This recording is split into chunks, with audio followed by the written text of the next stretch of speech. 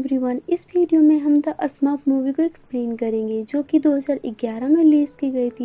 ये एक ऐसी जादुई दुनिया की कहानी है जहाँ पर छोटे छोटे नीले प्राणी रहा करते थे जिसे असमाप कहा जाता था। ये असमाप करिश्माई जंगल के बीचों बीच मशरूम के घरों पर रहा करते थे। कुछ लोगों का मानना था कि ये एक काल्पनिक जगह है जो कि किताबों या फिर बच्चों की कहानियों पर ही पाई जाती है, पर ऐसा नहीं है। तो मूवी की स्टार्टिंग होते ही हम असमाप नगरी को देखते हैं जहाँ के सभी असमाप ब्लू मून फेस्टिवल की तैयारी कर रहे होते हैं। वे सभी खुशी से नाच रहे होते हैं। असमाप नगरी में जितने भी असमाप होते हैं उसका नाम उनके कामों के हिसाब से रखा जाता है। वे खुशमिजाज किस्म के असमाप थे जिनमें उदासी की कोई गुंजाइश ही नहीं होती है, पर उन्हें बस एक ही चीज का डर होता है, वो है गार्गावेल जो कि एक शैतानी जादूगर होता है। वो सभी नीले असमाप को पकड़कर उसके इत्र को निकालना चाहता था जिससे कि वो एक महान और शक्तिशाली जादूगर बन सके। वो अपनी जादुई छड़ी की मदद से असमापी दुनिया की खोज पे निकलता है। असमाप की दुनिया में सबसे बड़ा और बुजुर्ग बाबा जी होते हैं जो कि सभी असमापों का अकेले ख्याल रखा करता था। एक दिन वे अपने जादू के जरिए भविष्य में देखते हैं जहाँ उन्हें सभी असमाप खुशी से झूमते हुए दिखाई देते हैं। तभी गार्गावेल उन सभी को बंदी बना लेता है और उन सब में चिरकुट नाम का एक असमाप उन सभी की जान बचाता है जिसे सब बेकार समझा करते थे।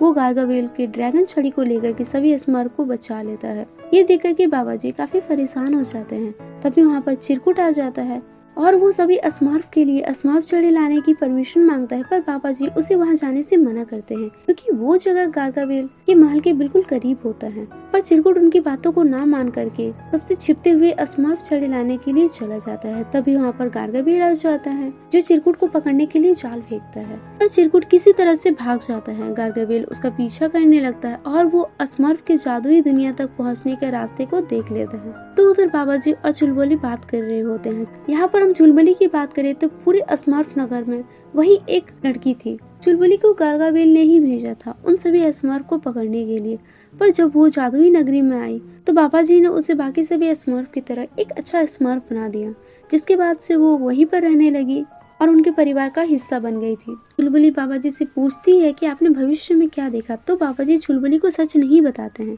तभी चिरकुट भागते हुए उनके पास आता है और वो बताता है कि गार्गावेल को यहाँ के बारे में पता चल गया और वो किसी भी वक्त यहाँ पर आता ही होगा। और चिरकुट अपनी गलती को मानते हुए कहता है कि मैंने ही अनजाने में उसे यहाँ तक ले आया। तब तक गार्गावेल वहाँ पे पहुँच चुका होता है और वो सभी असमाप को पकड़ने की कोशिश करता है।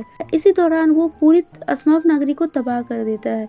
ये देख करके वहाँ के सभी असमाप भागने लगते हैं। सभी असमाप सही रास्ते से जा रहे होते हैं, पर चिरकुट गलत रास्ते में चला जाता है। पापा उसे वहाँ जाने से मना करते हैं, पर वो उनकी बातों को सुन नहीं पाता है और वो चला जाता है। तो बाबा जी भी उनका पीछा करते हुए उसी रास्ते में चले जाते हैं। जहाँ वे पहाड़ियों के किनारे पहुँचने के बाद देखते हैं कि वहाँ से आगे का रास्ता नहीं होता है, नीचे बस पानी ही पानी होता है और उसी पानी के बीच उन्हें नीला चांद दिखाई देता है जो कि एक बवंडर की तरह दिख रहा होता है। वो बवंडर सभी असमाप को अपनी ओर खींचता है। तभी वहाँ पर गार्गावेल आ जाता है, पर वो जब तक कि असमाप को पकड़ता है सभी असमाप उस बवंडर में चले जाते हैं जहाँ से वे इंसानी दुनिया में पहुँच जाते हैं। उसका पीछा करते हुए गार्गावेल भी वहाँ पर आ जाता है। ये देखकर कि सभी असमाप वहाँ से भागने लगते हैं। अब हम पैट्रिक को देखते हैं जो कि एंजेलिश कंपनी में काम किया करता था। वहाँ की बॉस उसे एक नया प्रोजेक्ट तैयार करने के लिए कहती है जो पूरी तरह से डिजिटल हो। इसके लिए उसे 2 दिन का टाइम मिलता है और अगर वो इस प्रोजेक्ट में फेल हो गया तो इससे उसकी जॉब भी जा सकती है। ये सुनकर के वो काफी परेशान हो जाता है।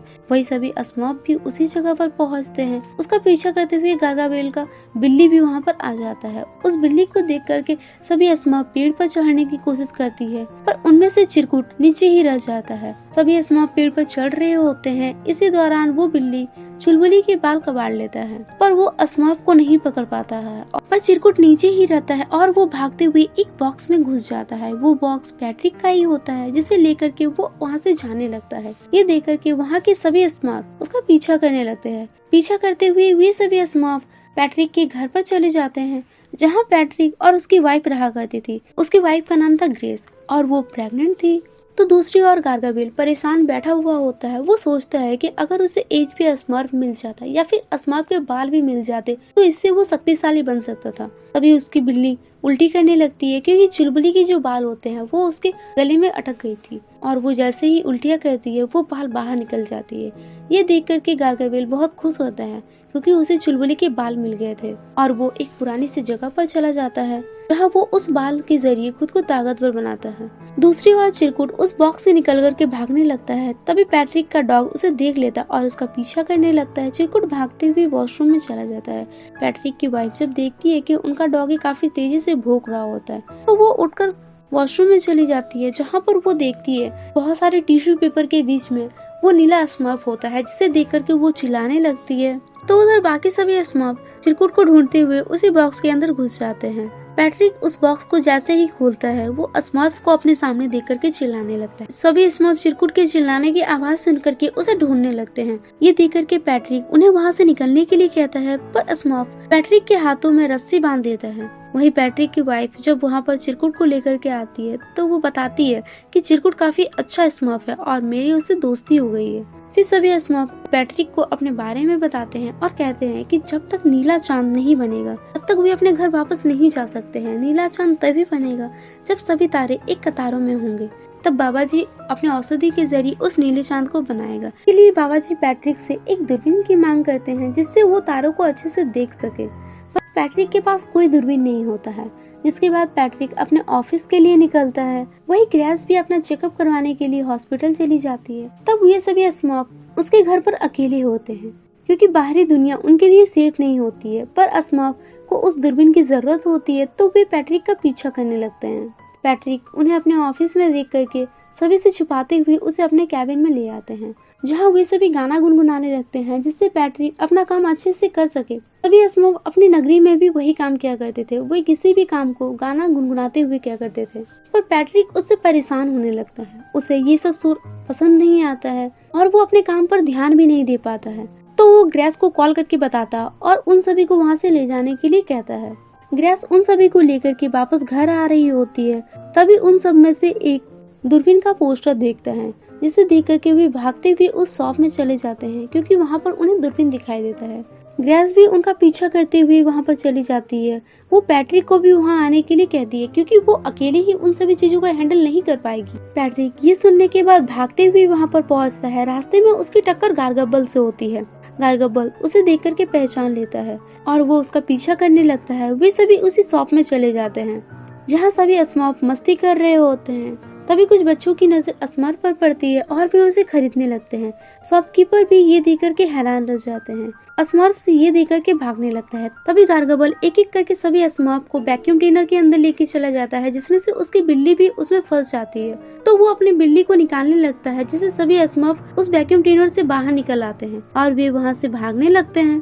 पैट्रिक उन सभी को लेकर के घर चला जाता है और वहाँ की सिक्योरिटी गारगब्बर को पकड़कर पुलिस के हवाले कर देते हैं। रात को सभी स्मर्फ अपने घर जाने के लिए काफी बेचैन होता है। तब पैट्रिक उन सभी के साथ डांस करने लगता है। वो म्यूजिक बजाते हुए सभी के साथ मस्ती कर रहा होता है। इसी बीच पैट्रिक को एक मेल आता है कि उसके ऐड को एक्सेप्ट कर लिया गया है। ये सुनकर के वे सभी बहुत खुश होते हैं। चिरकुट खुशी के मारे लैपटॉप पर ही लोटपोट होने लगता है, जिससे वो ऐड बदल जाता है और पैट्रिक भी बिना उस फाइल को देखे ही सेंड कर देता है। फिर वो ऐड न्यूयॉर्क के सभी शहरों में चला जाता है, जिसके बाद सभी स्मर्फ सो जाते हैं। पर बाबा जी छत पर चला जाता है और वो तारों की मेल को देखने लगता है। तभी वहाँ पर पैट्रिक आ जाता है और दोनों काफी देर तक बातें करने लगते हैं। अगले दिन गारगब्बल एक तितली को अपने बस में कर लेता है और वो उससे मदद मांगता है।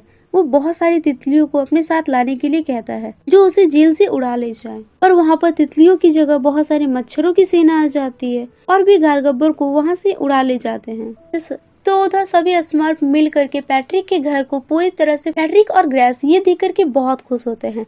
वहाँ पर बाबा जी भी सभी को बताता है कि तारों को देख करके उन्हें पता चल गया है कि नीला चांद कब निकलने वाला है। अब वे वापस घर जा पाएंगे और वो भी आज ही रात। इसके लिए उन्हें जादुई मंत्र की जरूरत होगी जिससे कि वे झरने तक पहुंच सके। और बाबा जी पैट्रिक से जादुई मंत्र के बारे में पूछता है तो पैट्रिक उन्हें एक पुरानी किताब की दुकान के बारे में बताता है जहाँ पर हर तरह की किताबें मौजूद होती है। तभी चुलबुली सभी से कहती है कि हमें नीले चांद को जादू से बुलाने की कोई जरूरत नहीं है, वो तो हमारे सामने ही है। पैट्रिक जब ये देखता है तो वो हैरान रह जाता है कि उसका ऐड बदल कैसे गया। तो चिरकुट अपनी गलती को मानते हुए कहता है कि कल गलती से मुझसे ऐसा हो गया था। ये सुनकर के पैट्रिक को काफी गुस्सा आने लगता है और वो अपने ऑफिस की ओर निकलता है। वही ग्रेस उसे समझाती है कि तुम्हारी नौकरी खोने का दुख मुझे भी है, पर हमें खुश होना चाहिए कि ये सभी स्मर्फ धरती के सभी लोगों को छोड़कर हमारे पास आए। इसकी कोई खास वजह जरूर होगी। और हमें इस मौके को खोना नहीं चाहिए। इतना कहते ही वो वहाँ से चली जाती है। पैट्रिक भागते हुए अपने ऑफिस के पास पहुँचता है, जहाँ चारों तरफ उसके ऐड फैल चुके होते हैं। ये देख कर के उसकी बॉस काफी ज्यादा गुस्सा करने लगती है और वो उसे नौकरी से निकालने की बात करती है।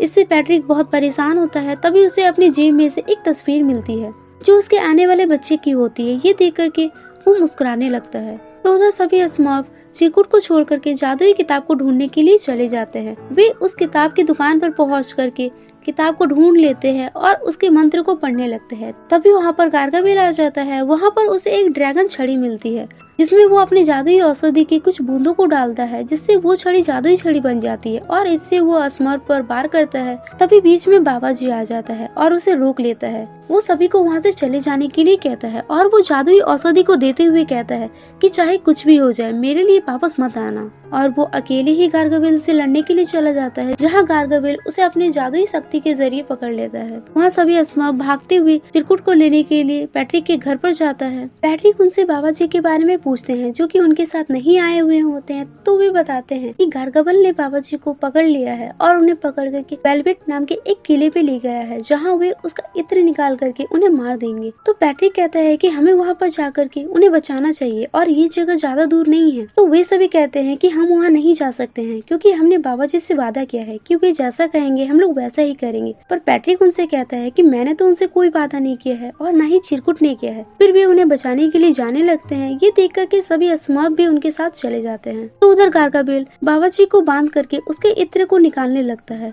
जिससे कि वो और भी ताकतवर बन जाता है। चिरकुट झील के पास जाकर के औषधि तैयार करता है और मंत्र को पढ़ने लगता है, जिसके बाद वहाँ से नीली चांद का रास्ता खुल जाता है और चिरकुट स्मर्फ नगरी में वापस जाकर के अपने साथ कई और स्मर्फ को लेकर के आता है। तभी उस औषधि की लाइट चांद पर जाती है और चांद पूरी तरह से नीला दिखाई देने लगता है। ये नजारा दुनिया के हजारों लोग देख रहे होते हैं। उन्हें वो चांद पैट्रिक के ऐड की तरह दिखाई देता है। ये देख करके वे बहुत खुश होते हैं। पैट्रिक की बॉस भी ये देख करके बहुत ज्यादा खुश होती है। वही सभी स्मर्फ गार्गाबेल से लड़ने के लिए तैयार हो जाते हैं। चिरकुट वहाँ पर सभी को लेकर के पहुँच चुका होता है और वे सभी गार्गाबेल को मारने लगते हैं। तभी गार्गाबेल अपने जादुई छड़ी के जरिए उन सभी को मारने लगता है। उधर चुलबुली बाबा जी के पास जाकर के गार्गाबेल के जाल से उसे छुड़ा लेते हैं। तभी हम ये देखते हैं कि गार्गाबेल अपने ड्रैगन छड़ी के जरिए सभी स्मर्फ को पकड़ने लगता है। वो बाबा जी को वापस से पकड़कर उसे ऊंचाइयों में छोड़ देता है। तभी पैट्रिक वहाँ पर आकर के बाबा जी को बचा लेता है।